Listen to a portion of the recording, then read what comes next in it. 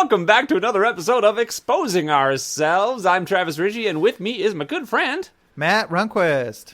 Hey, Matt. Hey, Travis. This is the show where we expose each other to new things. Matt, a big music fan, will assign me one of his favorite albums or playlists or bands to listen to each week, and I, a movie buff, will give him one of my favorite films, and we come together on this podcast each week to discuss it all. So, hey, how are you this week? I am good this week. I had a little bit of a creative breakthrough this week, which I was pretty excited about. So, as you know, I'm doing a song a week, and I made up prompts for myself each week to just get me started because, as you know, it's very difficult to, if somebody says you can do anything, it's very hard to get started. So I gave myself prompts. Yes. Yeah, restrictions I find can be very... they breed creativity. Restrictions breed creativity. Yes, and I agree. So the prompt for this upcoming week was metal. Now, metal music, right? And I suppose I could have taken it in a different direction and said, oh, it's actually, I'm going to choose, stainless steel or whatever. But I did try to write a metal song, but it's actually pretty challenging to do just because a lot of metal revolves around like really technical playing. And I've only been playing guitar for about a year, so I really don't have those skills yet. And so I was feeling, very tense and negative. But I got a little inspiration from friends and a pep talk.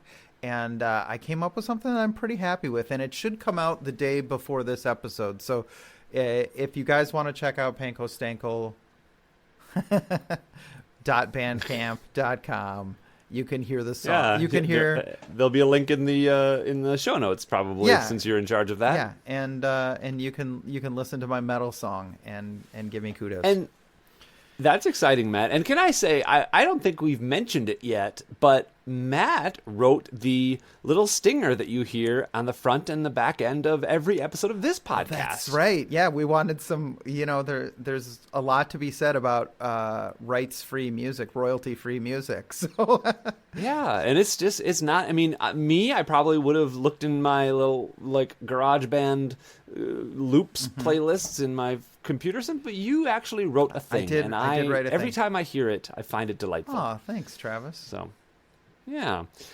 Here in LA, we have had a week of sunshine finally. Thank God. Had the final...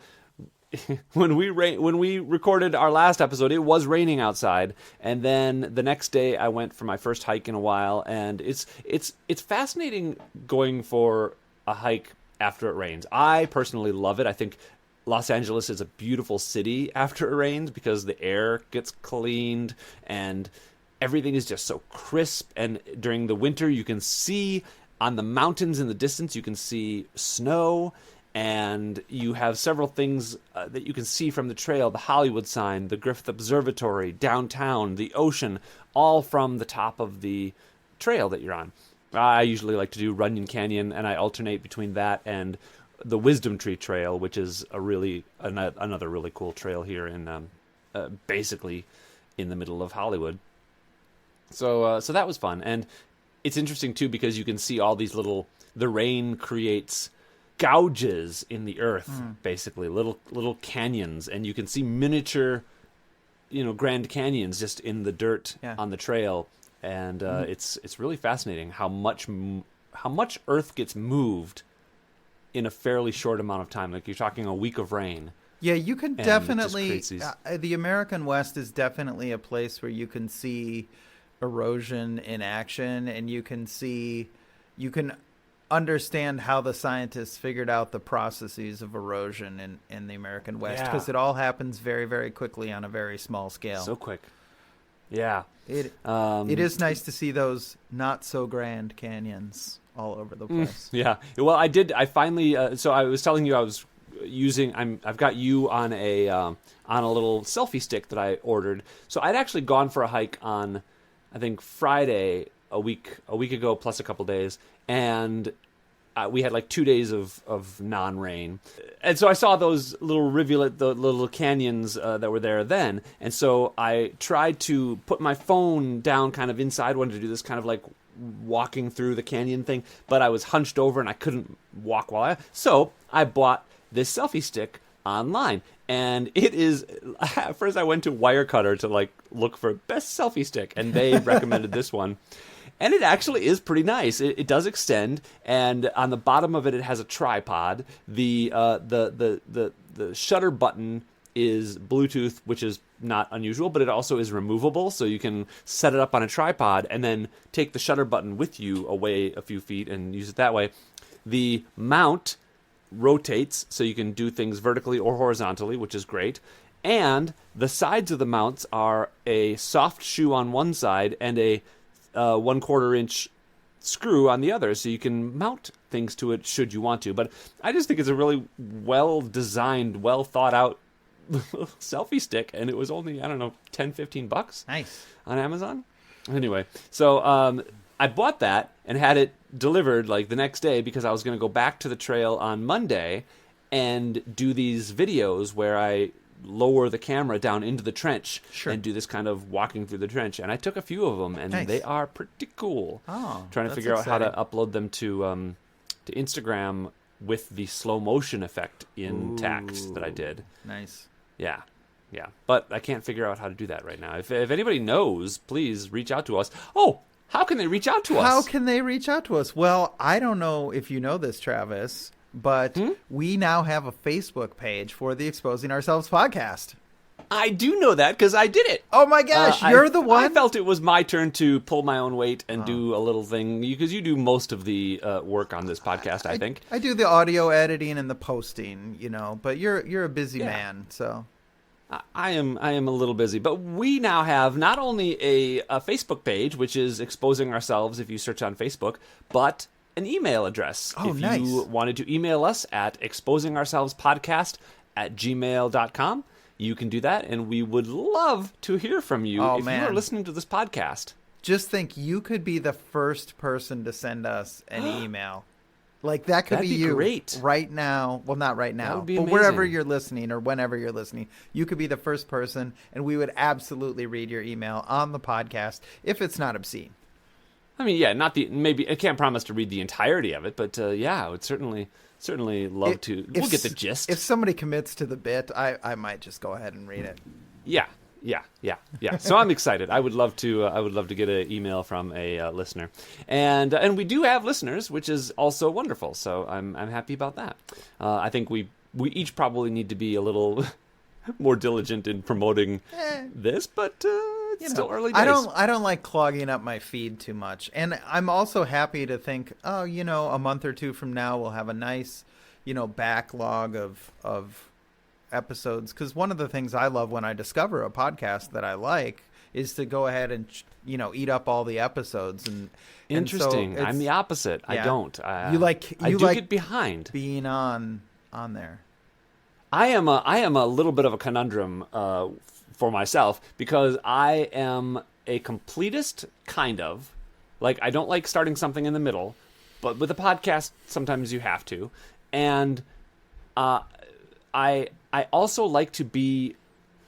Here's my bigger necessity on these. Like my little OCD with podcasts. I like to listen to them in order, and so if I get behind because I'm busy with schoolwork or work or whatever, I am right now listening to podcasts that are a month old, and so I'm listening to Marketplace talk about what's happening in December. And I'm like, oh my gosh, what's going to happen to the economy? And I could find out. For those of us who don't have any money to invest, it's probably a good thing that all of the investment advice is too old to act on anyways.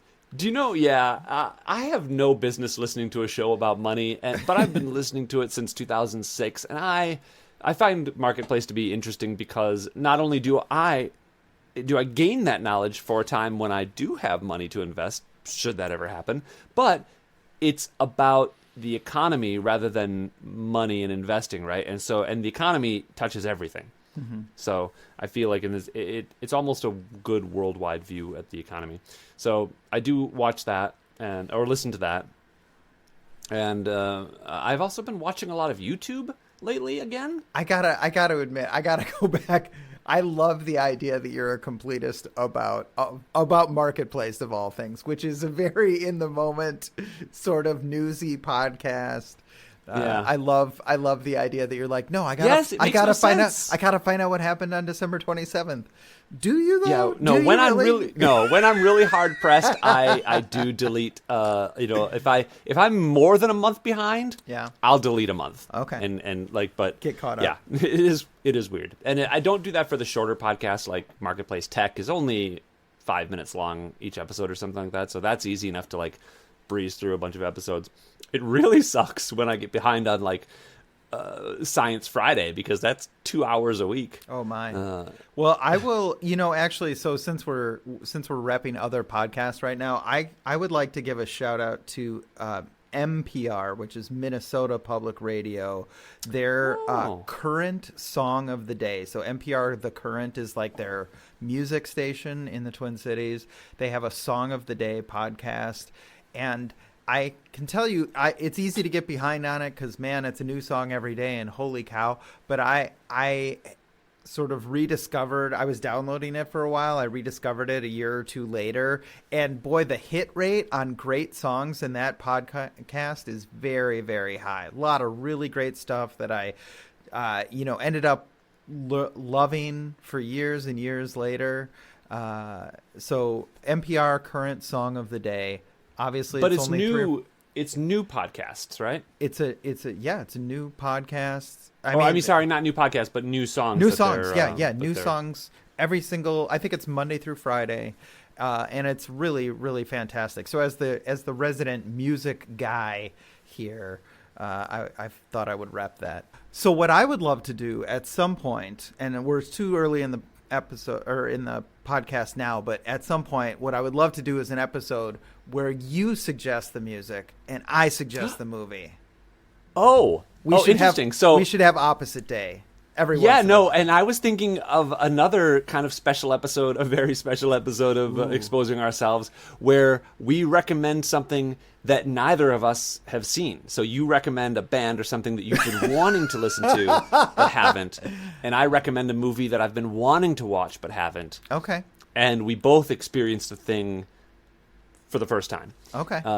So here's the thing. Early on, you mentioned something about me recommending a movie to you that was bad, and I think it's important to clarify that I will never recommend a movie to you that I don't like. Okay. And I think the opposite is true as well. You won't recommend. Okay. Yeah. And so, that doesn't necessarily track that you will like it or that I will like your music, but as we've discovered, I won't ever purposefully recommend like The Toxic Avenger or something. Well, although that's a bad example, because I gotta say I like The Toxic Avenger, and they're remaking it. They're rebooting it.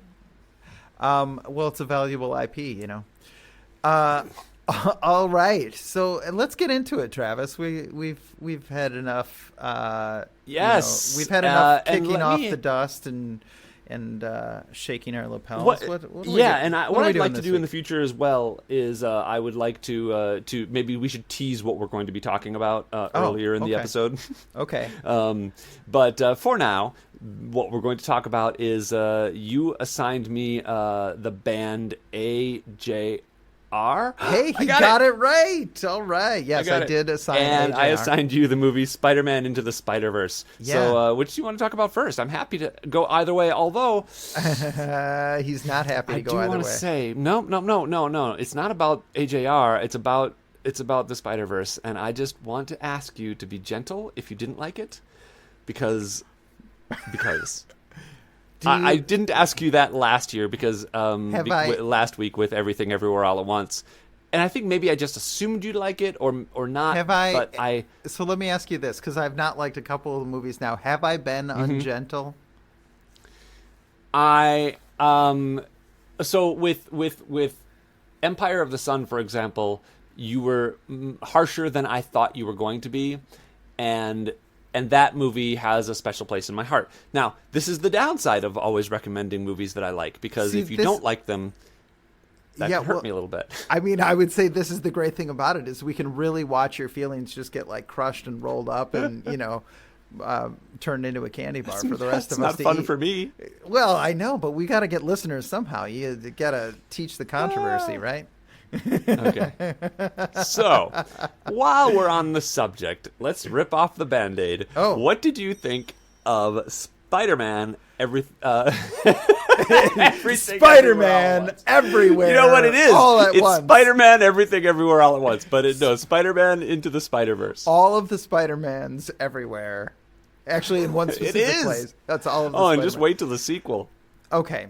So, I'm going to preface this with a reminder to everyone that's listening that I historically do not like superhero films. Uh-huh. And this is a superhero film. It's an animated one, and it's got some quirks, some different things. But I gotta say that it largely didn't work for me. The things that I don't like about, ladies and gentlemen, he's potentially going to fall off his chair backwards.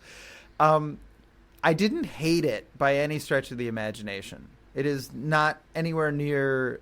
I would say the things that I didn't like about it are very normal things that I just don't like about superhero movies. There is an emphasis on like chaotic action that I found to be really hard to watch. Like there's stuff flying everywhere, there's people flying everywhere, there's punchlines being yelled. And the action sequences in particular they're just too much for me, right?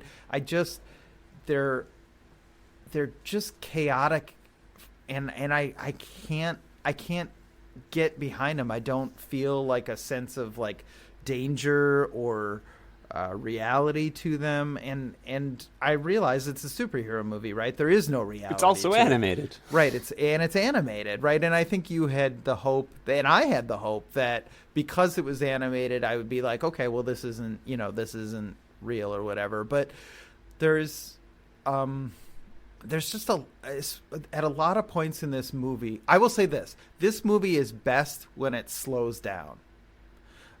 The stuff between Miles and his father, the stuff between Miles and his uncle, those scenes that were treated with emotion, right, were, I thought, the best scenes in the movie by far.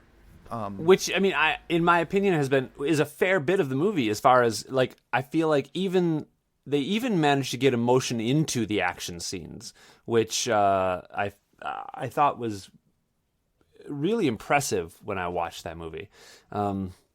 Now I am just so curious about your distaste for superhero movies, and I use air quotes there, because we've established that you liked The Matrix, and that you liked RoboCop, and those two off the top of my head are examples of superhero movies.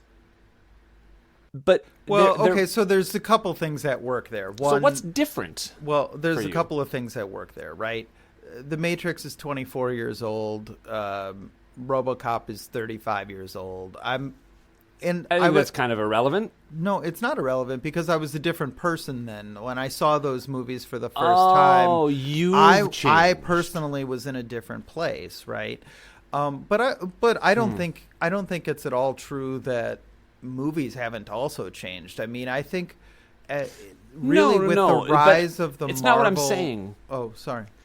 I'm not saying that the movies haven't changed. Obviously they have, but to put out a blanket statement that you don't like superhero movies, I want to kind of get to the real, what don't you like? Like, what is it? Is it...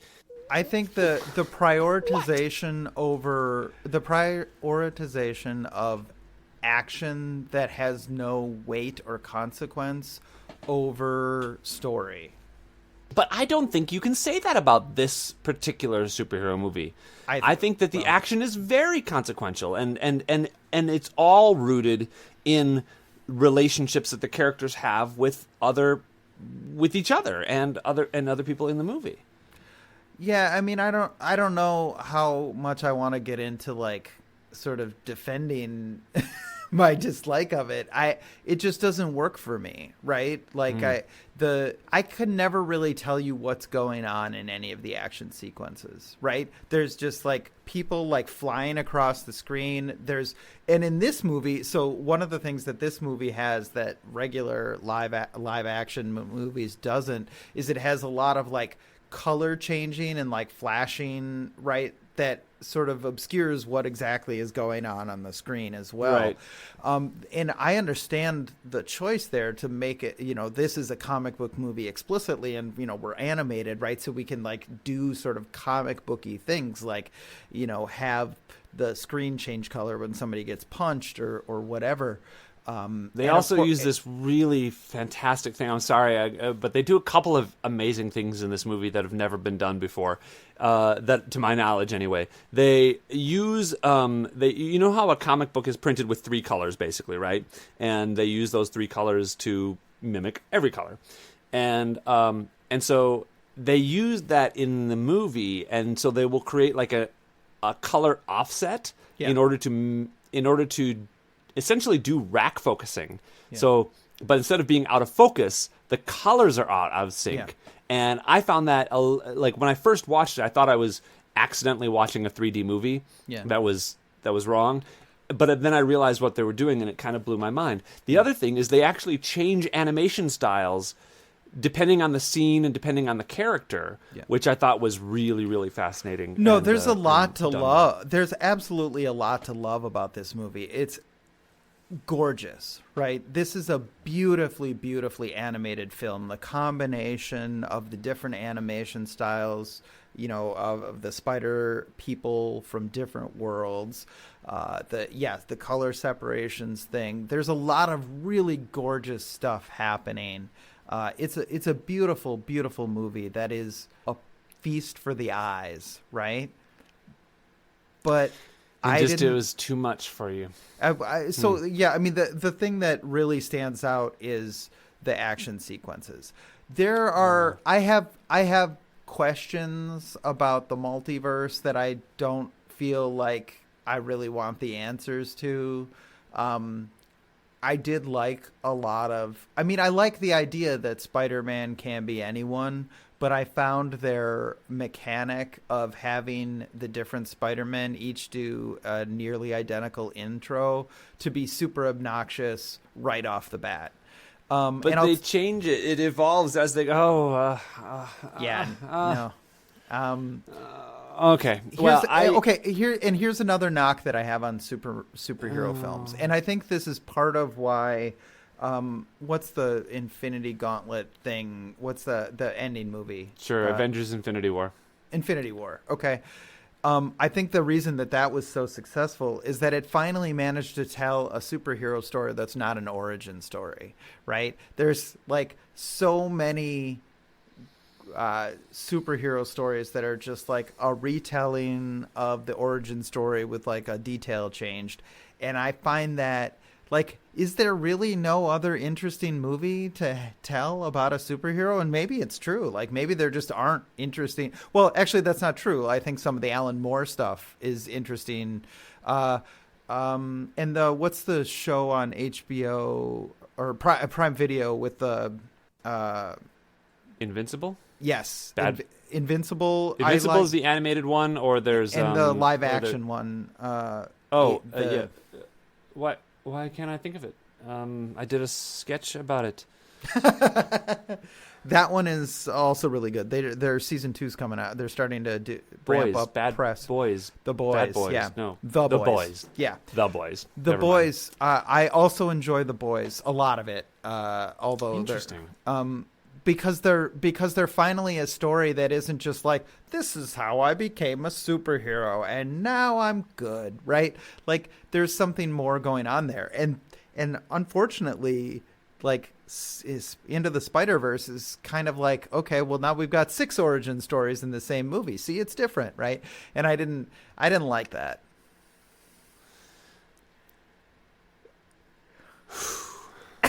I'm absolutely leaving that whole pause in. This is going to affect the future of the show a bit.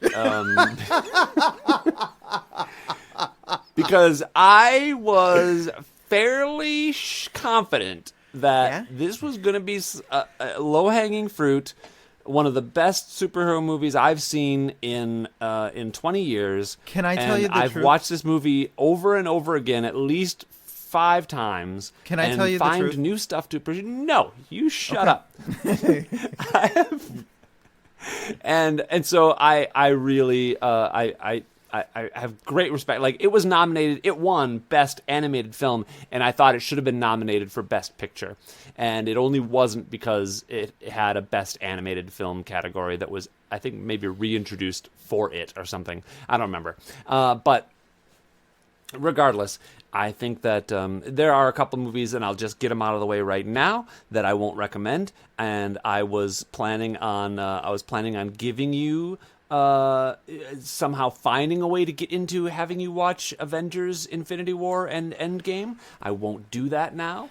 There was a something else that I wanted you to watch that was Spider-Man No Way Home, I also think was Best Picture worthy, and it didn't even get a nomination. It's the one that was the culmination of the live action Spider-Man movies, and it did something really incredible recently. But I won't make you watch that. What were you going to say? Well, the truth is that I was also very disappointed. Like, I wanted to like this movie, Travis. I was rooting for it. I thought you set it up really well. I thought it was a good choice. I thought, oh man, I'm excited. I'm excited to watch this superhero film that everybody has said good things about. And I haven't been excited to watch a superhero film since the Joss Whedon Avengers, which was the one that everybody was like, this is the best superhero movie of all time. Of course, that's the other fun thing about being somebody who doesn't watch superhero movies, is like every year, or at worst every other year, somebody's like, this is the best superhero movie of all time, right?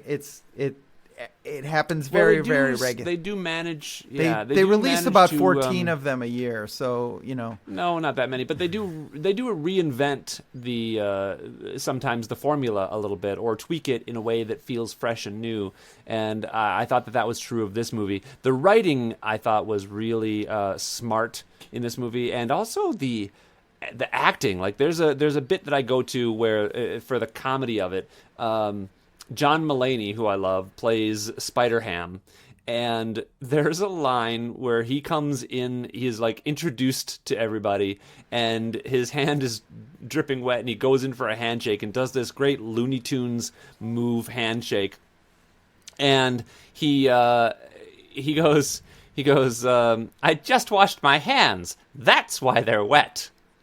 And I thought that was, like, the delivery of that line, if on paper it's, I just washed my hands, that's why they're wet.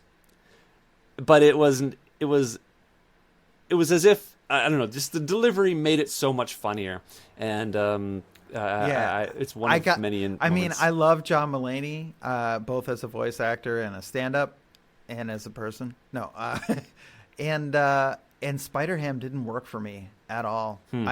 I mean, it was intended to feel like it was trucked in from another movie, specifically to, I think, demonstrate the point that the multiverse is really multiverse. It's the hot dog fingers of the movie, right?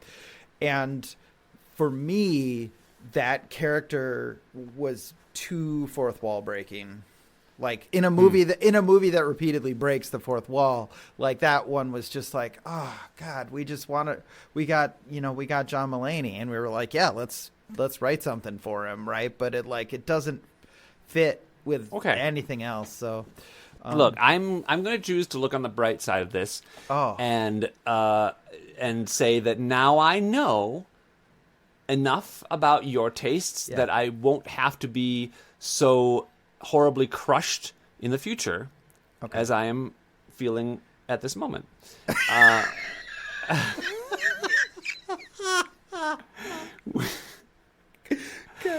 Oh man. It's just a movie. I really don't actually have that much invested in it. I had no part of this movie, and so I'm not super. I'm not. But, Oh my god. let's move on. Do you Let's really move on. want to move on? You don't want to rate it? Oh no, I don't want to hear I don't want to hear your rating. No? I don't.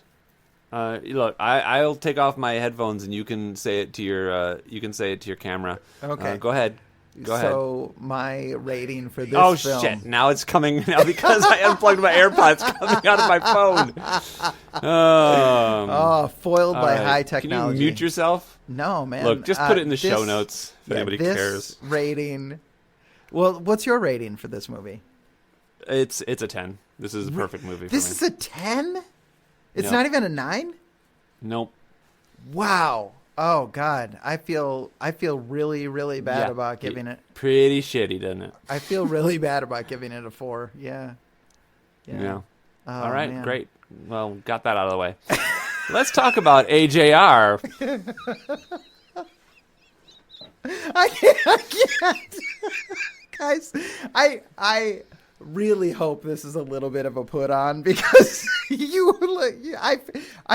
I don't know how I could have any better prepared you for the fact that I don't like superhero movies other than repeatedly and clearly because we've already established that there are superhero movies you do like, but you don't dislike them because they're not comic book movies. And there's something different, and I don't know what it is, and I want to get to the bottom of it. I think it's psychological. And I think it's maybe so. deep inside your brain, Matt. But I was so ready to like this movie, Travis. I was so ready to like it. I don't know what the problem is. I'm not But you also liked putting The you on at Incredibles, all. right? You said that? I loved The Incredibles. The Incredibles is fantastic. Yeah, I don't know why this is that different from that for you. Anyway, but that's fine. We're moving on. We're going to another topic. AJR, the band. AJR, Three the brothers. band. Three living brothers in New York. Okay. Give us a Travis is little gonna do his recap. own intro for this one. Yep. No, you do it. You do it. It's your playlist. Oh man. So the week before we did Heim, and then this week I decided I wanted to stick with the family band formula, and so this time we did Three Brothers, AJR, who I don't know if they still live together. They probably don't now that they have some money, but they used to live in an apartment in New York, and they still use it as their recording studio. They've released a series. They self-released a series of albums, and then now they're on a major label, but they're still recording together and being a big family. They tour arenas now. They are a big band that are kind of doing it their own way, creating sort of a, I would say, pop, but not coming at it straight on. What'd you think? So I had never heard of this band before you recommended it, but that's not unusual for me and our little thing that we've got going on here. And what's funny is that going off of Heim, I wasn't sure what to expect, especially given the connection that you made between them. But I will say that I thought that this was a really good playlist that you put together, and I really liked it. Oh wow, that I is feel a surprise I don't know for me. why I feel bad about really liking it, but because I kind of wanted to give you a little comeuppance, but no, you did a great job, and I found it to be fairly delightful both times. I listened to it. I listened to Bang right away because you said maybe you'll know this song. I did not, but Okay. I listened to it and then immediately watched the music video, which I found very inventive and creative. Okay. And then I went on a hike on Monday, listened to the whole album, and then listened to the whole album again today while I was doing my laundry. And I found it great. I really Awesome. liked it. I think that not all of it is going to be in my playlist in the future. Like, I thumbs up one song today that I was like doing my laundry, and the song came on, and I found myself dancing, and I'm like, Oh, "Well, nice. there you go. Give that a thumbs up." Do you And that was remember which Karma. song it was? Oh, Karma. Yeah. Karma. There are also I didn't peg it when I was listening to it today, but I do remember when I was on my hike, and when I'm on my hike, I can really kind of pay attention. There's really nothing else to do but pay attention to what's in your ears. And there was a couple of very inventive moments that I liked. Mm-hmm. One of them was either vocally or lyrically. I can't remember, honestly. But the other was a piece of instrumental work that I really liked. And I just remember what happened. I don't remember what song it was, but there was this moment where they start playing a riff, and it starts as like a trumpet and then moves into like a guitar. It basically changes 3 or 4 instruments in the course of the riff. Oh, wow. And kind of morphs between the instruments. And I was like, that's really interesting. And I haven't heard that before, and it didn't feel pretentious. Here's the thing. Last week, my criticism of Haim was that they were too much, overproduced, etc. This band is very heavily produced. There's a lot going on. Oh my goodness, much going on. It felt much more deliberate. Mm-hmm. And there are moments when they take away all the stuff. Yeah. And focus on a lyric or a piece of music or something. And it all felt much more, like I said, deliberate is the word I think I will use on that. And so I really liked it. I liked the sound of the guy's voice. The songs were a little bit different as far as none of them were, I felt like I was listening to a different song every time, but I liked each song. Some of them, like Netflix Trip, was a bit unexpected, where basically it's a whole song about all the things that happened to him during the course of watching The Office on Netflix. Right. Which, interesting side note here, I work with 2 women, who are obsessed with The Office. They have each watched it multiple times, and I thought, oh, you guys will love this song. Mm-hmm. And I mentioned it to them, and they both, or at least one of them said, oh no, I hate AJR. And so I thought that was interesting. But this is also the same girl who couldn't get through Everything Everywhere All at Once. So... Oh, okay. Well, I mean, I think that's probably a good guess that somebody would like the song Netflix Trip if they were a big Office fan.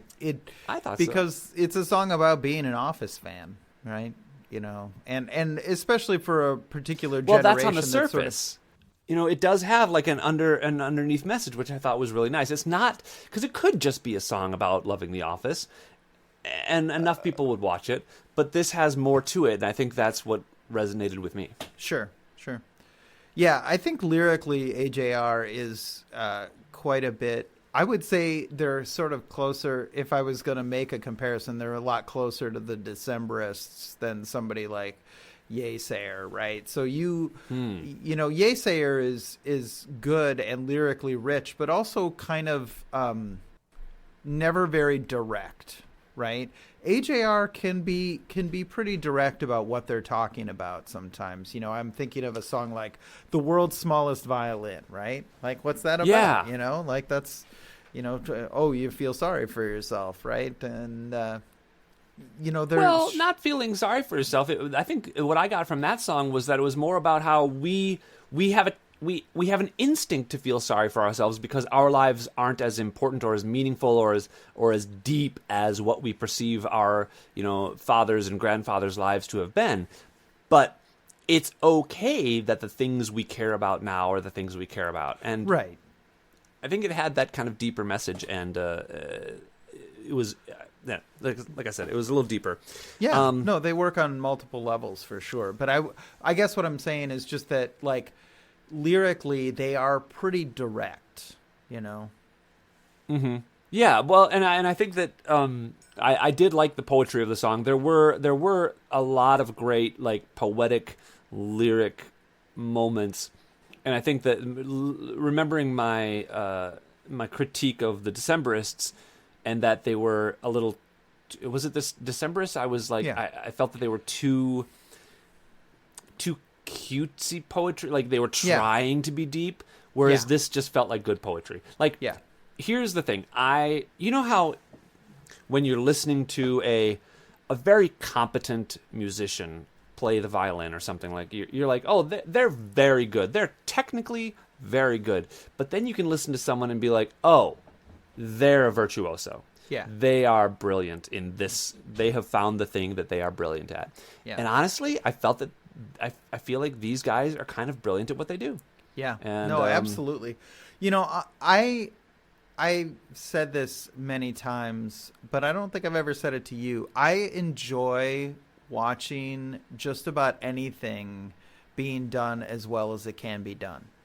And what I mean by that is like, if somebody is the best monster truck driver in the world, I want to see that, because it's super fun to see somebody do this crazy thing insanely well, you know? Yeah, yeah. And that's true in music too, right? Like sometimes something won't necessarily resonate with you, but like these guys are songwriters through and through, and it's just really kind of a joy.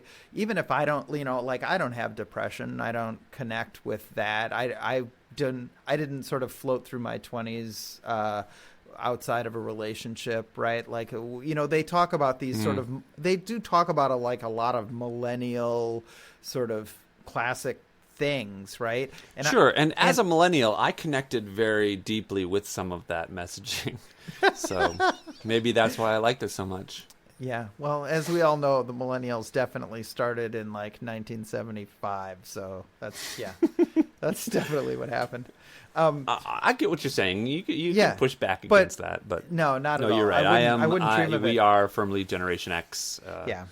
But, you know, even though I don't personally, you know, identify with a lot of the song topics, I enjoy listening to them. I enjoy feeling like, oh, wow, these guys are addressing something that isn't addressed in a, you know, 4-minute pop song about how much you love the boy next to you in school, or, you know, whatever, right? Like they do really get into some deeper topics in a way that doesn't feel preachy or anything.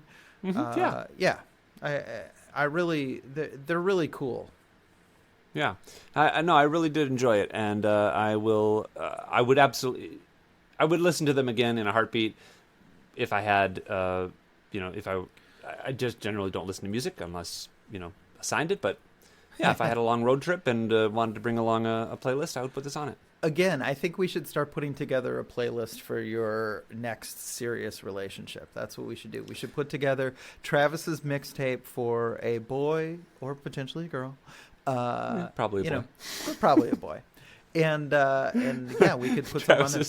Let me ask you, what do you think about Dear Winter, the last song? Yeah, so I was just going to bring that up. I found that I was listening to that, and I think it's an interesting song because one of the things I liked about it was that it was you don't know what it's about when you're first listening to it. And so several things are revealed in the course of listening to this song, which I found very interesting. Spoilers for the song Dear Winter here, but I want to talk about this one a little bit more in depth, so go ahead. Yeah, well, so it starts with, you know, just Dear Winter, and and I hope you like that name, and it starts with that, but then you realize that he's talking to a you know, and I would have thought that Winter is a girl's name, so I was thinking, oh, he's talking to some girl that he likes, and but then what you realize is he's actually talking to a child, and then it's his child, and then you realize it's his child that hasn't been born yet because he hasn't even found his girl that he's going to father this child with. And so it's a very interesting, like hopeful looking into the future, but also like angsty, like it's the fact a very that this person has song. angst at this point in his life about messing up, about, you know, effing up his future child with the wrong name, that he hasn't even met his girlfriend yet. And I thought that was very interesting. Yeah, and it's funny. It's a you know, a twist song, right? But it doesn't ever feel like it's a twist that's meant to like deceive you or pull the rug out from under you.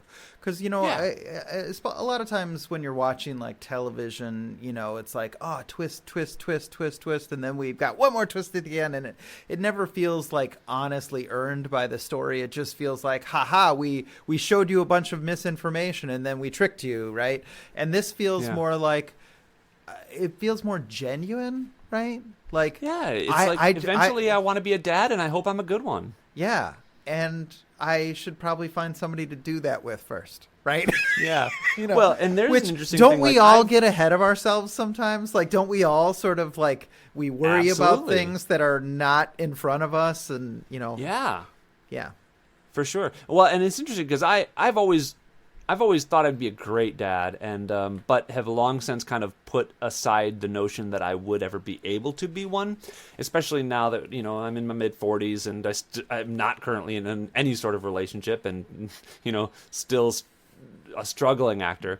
But I wonder how that resonated with you. And you have a daughter that you had. I do. At a I do fairly have a young daughter. age. Yeah, I was 25 when I had my daughter. I think I found this song enjoyable and clever, and you do have, feelings about your potential kid when you're in your 20s, right? What am I gonna do? What is my life gonna be like? How am I gonna be a good dad? I got to tell you, Travis, as a father, you never find out. Like, you never find out if you're a good dad or not, right? Your kid grows up, and like people say things. People will tell me, "Oh, you're such a good dad," and I'm always just like, "Am I though? Do you? What's your evidence?" Right? I always want to like start interrogating them when they say you're a good dad. What are you basing that on? How many times have we met? Have you met my daughter? Have you met me? Right? Like. And you look very serious right now, but this is meant to be a little bit funny because it like just pops into my head. Like, what are you, like, what are you talking about? I'm a good dad. How would you know? You don't see me. That's when interesting I'm, that you don't. You know. But no, I think that's also interesting that you don't take people's word for it. Now, I feel like the best person to give you that review would be your daughter. Yeah, would you believe her if she said you're a great dad? If she said it, I would believe it. But I don't know that would ever. But she never has. Well, she says she loves me, but that's because I force her to. Yeah. Yeah, I mean that's not the same thing. Do you want your money this month? Well, no. That's... You don't get an allowance? Right. I think I did at one point, but it was a long time ago. Well, she's in college. I spent it on Transformers. There you go. So used Transformers. Oh, folks, is there anything sadder than a used Transformer? No, that's not a sad thing. I was giving life to robots that needed a home. Robots in disguise. There you go. So I would give this. reference. I'm going to rate this. I'm going to rate this album, and I'm going to give it a 9. Okay. It's pretty darn good. I would be in that same Or a range. playlist, I guess. I would say this is more of an 8 for me. I really like AJR, but they're not, like, I don't throw on AJR albums, if that makes sense. Yeah, it is interesting because there is an element to it where these aren't singable songs, really. Like they're complex melodically, and I found myself. I had a tune in my head after listening to them, and it might have been Bang actually. That kind of, but it wasn't really a melody. It's just a da da da da da da da da da da da. You know, and so I kind of had that in my head, but it's not really something that I would be like singing. Yeah. So there is that, and I do like a singable song. Yeah. But I also listen to Blondie, and she's hard to sing too. So that's true. What are you gonna do? Debbie Harry. Yep. All right. So yeah, that's it for this week's reviews. That's eat for this. That's eat. That's eat for this week's reviews. That's all. That's all we got for That's all we have. I don't know. All right. So yeah, be the end of the review section of the show. On the menu for next week? Now that I've now that I've thrown your list of movies in the trash, stomped on it, threw lighter fluid on it, and set it on fire. Yes. What you have? What? What's up? Do you have something picked up? No, I'm gonna wait till you. Okay. I have an idea. I do have a little bit of a plan that is thrown into slight disarray based on today's episode. I can't believe you ever thought you were going to get me to Infinity War, right? Like, I believe that, I understand why you gave me Spider-Verse. I thought, okay, yeah, this makes sense, right? This is, He knows the kind of movies that I like and the kind of superhero movies that I like. Going off of Everything Everywhere All at Once, I thought maybe it was a good transition. But Yeah. No, I understand that. I don't know how you ever thought, you know what, I'm going to be able to get this guy who avowedly all right, dislikes... can we let it go, please? Yes. Do you know Carly Rae Jepsen? And the song... I've heard of her. She did Call Me Maybe. Call Me Maybe. Have you ever heard the entire album that Call Me Maybe is on? I have not. I've heard that one song several times. Several times. Would you like me to take and also that song several off the playlist? Well, my ex-boyfriend asked me to edit a video for a parody song that he did called "Hold My Baby." Uh-huh. And it's delightful, and you should watch it. It's basically a girl fight song, and about two girls in a parking lot fighting. And one of them's like, "Hold my baby." I am familiar with the concept of a girl fight. Yes. Okay, great. So that's what it's about, and it's fun. You should look up "Hold My Baby," Carly. I don't know how you would find it on YouTube, but find it. "Call Me Baby" parody. "Hold My Baby." I don't know. Hayes Burton is the person who sang it. So. All right. So anyways, I've got a playlist, which is Carly Rae Jepsen's first album. So Carly Rae, that album came out about 12 years ago. You're assigning me her whole debut album? Yes. I thought about doing a playlist with some of her more recent stuff on it. But the truth about Carly Rae Jepsen is I am obsessed with that first album. I absolutely love it. And the album as a whole is a pretty good collection of songs. It is pop banger after pop banger. Wow. Yeah. Okay. So interesting. I'm when did that come out? I can look. It's around 10 or 12 years ago. Yeah. That's 10 or 12 years ago. Yeah. There are things that I was going to ask if you had seen. Okay. And I'm ready. I don't my remember body what is ready. They were off the top of my head. Huh? I said my body is ready, and then you said you don't remember what they are. No, and I honestly, my mind was wiped blank by this, by this cruel iniquity. Yeah. So, I did have a spare idea. I did have a spare idea, and I think I might just pull this out because we are getting into awards season. And did you see the first Avatar?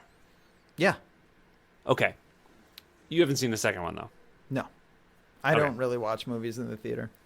And I'm not going to make you watch it because it was only okay. And honestly, I just watched a screener for it because I had seen it in 3D and had really, really disliked the high frame rate presentation of it. It has bits that are in 48 frames per second, and it just looked like a very expensive video game. Graphics were amazing, but it didn't look real to me.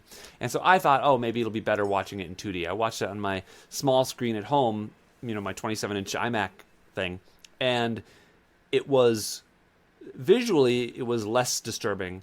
But now I was able to pay attention to the plot and the story, and there are so many problems with the script, and James Cameron is not the best writer.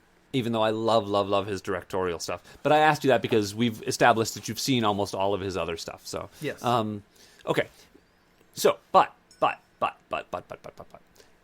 Focusing more on like drama and award stuff. Do you remember a couple of years ago there was a whole big thing, a kerfuffle, when La La Land was announced to have won the Academy Award, and when everybody from La La Land was up on stage, someone was like, I'm sorry, we made a mistake. It was actually Moonlight. Yes, I do remember that. So interestingly enough, I did not think either of those movies should have won the Oscar that year. Ooh, I am going to assign you the movie real that best I movie thought of should the have year. won Best Picture for that year, which is a movie called Lion, which stars Dev Patel and I think... why am I spacing on her name? The AMC lady, Nicole Kidman. I don't know why I was spacing on that. I think I just had a aneurysm on air.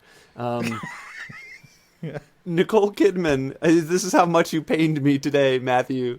You have taken away my parts of my brain that I use. Anyway, so I can I ask you, how could I have been more gentle? That's what I really want to know. I don't know. You could have given it a higher score, possibly. So Like, basically, what you're saying, you know what? In the You could future, have just lied. say lie to me. Just say lie to me, honey. I'm gonna need you to lie to me. Yes. Oh man. Oh, speaking of which, that's a great line from the season finale or the series finale of Angel. By the way, have you ever watched Angel? I have not. Oh, did you ever watch Buffy? I did not. Okay. Well. Okay. Moving on. So, Lion is a movie where it basically is based on a true story about this young Indian boy who is he grows up in India in a poor neighborhood, and it's just this type of place where you don't have streets names, and you don't have you stay close to your house and you stay with your older brother, and you're safe. He gets separated from his older brother and gets on the wrong train, and the train takes him hundreds of miles away, and he's like 5 years old or so, or 6, whatever, too young to know where he's from, and so he can't get home, and he's lost forever. And so he gets adopted by Nicole Kidman, and who is an Australian woman, and so he's living his life in Australia. And so and so it's about him basically trying to find his home. And I think it's a beautiful film. It's well shot, well acted, well written, and well directed. And I'd like to hear what you think of it. Well, I look forward to it. That sounds fantastic. Yeah, it's going to be, look. This is going to be a low stakes battle. I think it's the movie that should have won Best Picture that year because it was the best movie of the year. But I don't have a whole lot invested in this. All right, judgment. Folks, tune in next week when I watch the movie where Dev Patel gets bitten by a radioactive lion.